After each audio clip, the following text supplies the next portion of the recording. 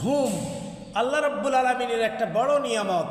আমাদের মধ্যে অনেক মানুষ রয়েছে, অনেক বান্দা বান্দি রয়েছে যাদের ঘুম হয় না।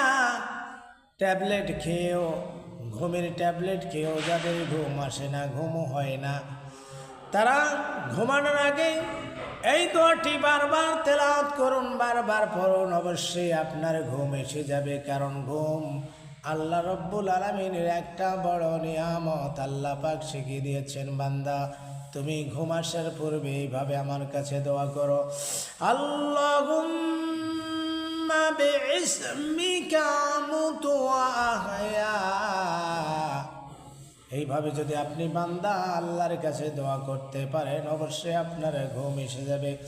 হে আল্লাহ, আমি আপনার নামে মৃত্যুবরণ করে নিদ্রা যাই এবং আপনার নামে জীবিত হই।